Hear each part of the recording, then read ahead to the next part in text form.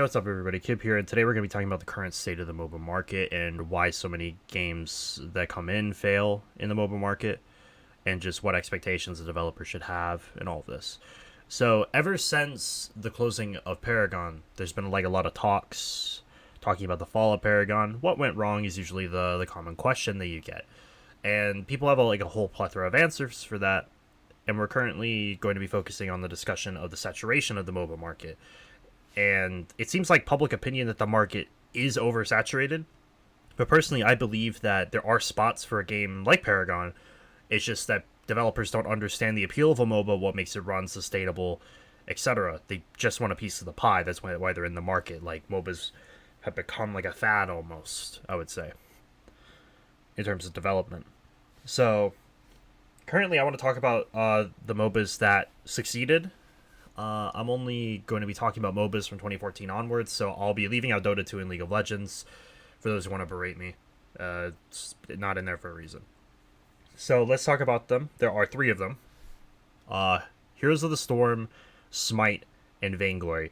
Now, you might ask, what do I categorize as something that is a MOBA that is successful?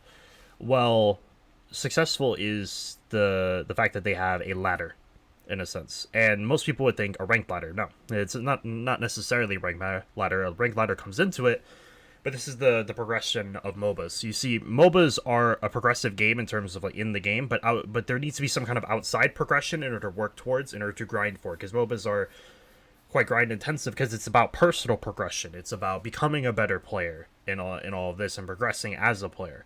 So you need to have these incentives, these little breadcrumbs, or like a trail in order to go to lead you to be competitive, because the design of the game is in order to be competitive. If you notice, all three of these games that I just mentioned, every single one of them has a competitive scene. Every single one of them has a ladder, which is casual fun modes, into ranked, into an amateur scene, into a pro scene, into the world class scene. This ladder is present in all three of these games. This ladder is present in every single one of them. And it's what keeps people going, since there is no progression. MOBAs are not MMOs. There is no gear progression. There is not like, I get this item from a raid, now I'm stronger. It's not like that. Like I said, it is about personal progression, and you need to be able to give people the incentive to have that personal progression. Some people have it in terms of like other outlets like streaming, etc., which can drive people, but it's not enough for the common person. You need to invest money into the scene to create this ladder in order to establish a MOBA that functions. It's just how it works. Otherwise, there's just no point to play. Like, why would people come into Paragon if there is no casual or fun modes? There's only one playlist. There is no ranked. There is no real scene. Like, Paragon really had nothing. So why would people play it? It's just as simple as that. People might play it and pick it up and go, oh, this game's pretty fun, and then just drop it. Because why would they play it any more than like a week? There's no point. Like, they had their fun, then they left. That's just how it is. So, another thing is the concept of what I like to call Smite will always be Smite. Because I've had a lot of discussions with people since I naturally come from League of Legends. When I was playing Smite, I would like try and win people over on Smite. And people didn't like certain things. For instance, the minions. The minions are... minions hurt like quite a bit in Smite. And coming from League, it's like a very, very weird feeling.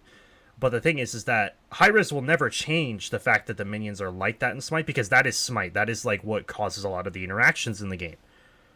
So the thing is like, it's cool in order to have your own niche, but have a necessary niche in a sense. If it's necessary for the game, then keep it, and then just realize that is Smite. Like, that is Paragon. Well, whatever that is Paragon. Don't try and reiterate on it to like break the game in order to make it mainstream. Is basically what I'm saying. Like, that's like the incorrect way to go about it as a developer. So yeah, I've talked about the games that have succeeded now, and let's talk about the games that got discontinued from 2014. Just one thing is that there's a bunch of games that I won't mention as I haven't seen or played them, and there's other games that are going to be stuck in purgatory, or what you would call the Unreal Tournament treatment, kind of like Strife. So let's just get into it. There is Arena of Fate, Dawngate, Supernova, Sins of a Dark Age, Infinite Crisis, MXM. These are the games that I'm going to mention. So probably some of these names you've recognized, some of them you played, maybe never heard of.